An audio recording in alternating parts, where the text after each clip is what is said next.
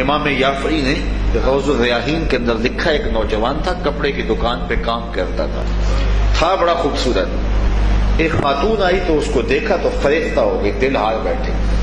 اس نے ضرورت سے زیادہ کپڑا خرید لیا اور گٹھڑی باندھ کر کے اس نے مالک دکان سے کہا کہ میرا سامان زیادہ بوجھل ہو گیا ہے، اگر اس لڑکے کو میرے ساتھ بھیج دو تو یہ میرے گھر چھوڑ آئے۔ مالک دکان اس کی نیت سے آگاہ نہ ہو سکا اور اس نوجوان کو ساتھ بھیج دیا۔ یہ اس کو اپنے گھر لے گئی، جب وہ داخل ہو گیا اندر تو دروازہ بند کر دیا اور حیا سوز لباس بھی اتار پھینکا اور اسے دعوت گناہ دینے لگی۔ لیکن یہ اللہ کا بندہ نوجوان صرف حسین ہی نہیں تھا، اللہ کا ولی بھی تھا۔ ہمیشہ اس نے اپنی جوانی کے تقدس پہ پہرا دیا ہے۔ وہ جوان نہیں ہے جو اپنی جوانی کو گلیوں میں رول دے، جوان وہ ہے جو اپنے شباب کو اپنی منزل تک پہنچائے، جس کی امانت ہے اس تک وہ امانت پہنچائے۔ ہے شباب اپنے لہو کی آگ میں جلنے کا نام۔ جوانی چوکوں اور موڑوں پہ کھڑا ہو کے اپنے تقدس کے جوہر کو برباد کرنے کا نام نہیں ہے۔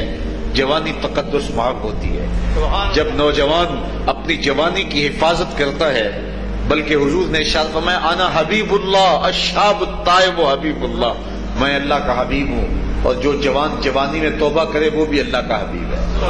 کتنی بڑی بات ہے، جب جوان توبہ کرتا اللہ کا عرش خوشی سے جھوم اٹھتا ہے۔ تو جوان کی عبادتیں، جوان کی توبہ اللہ کو بڑی پسند ہے۔ تو اس نوجوان نے اس کو کہا کہ بیوی میں تیری خواہش پوری نہیں کر سکتا، میں مجبور ہوں، لیکن اس نے جذبات کو آگ لگا دینے والا ہر جتن کیا، ہر ہیلا آزمایا۔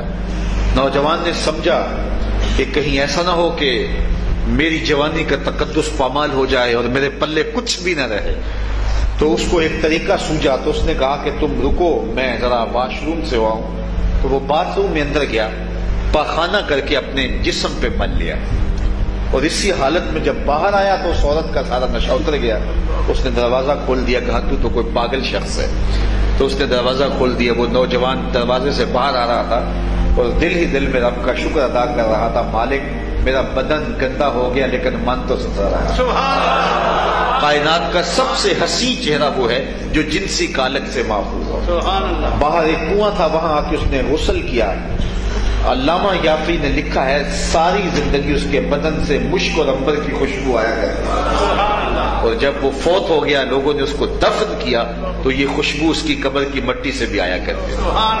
کوئی رب کے لیے گناہ کو چھوڑ کے تو دیکھے، کوئی رب کے لیے گناہوں کو ترک تو کر کے دیکھے، اللہ رحمت کے دروازے کھول دیتا ہے، اللہ کرم نوازیوں کے دروازے کشادہ کر دیتا ہے، اپنی خاص رحمتوں اور خاص کرم نوازیوں کا نور اس کے اوپر نازل فرماتا ہے۔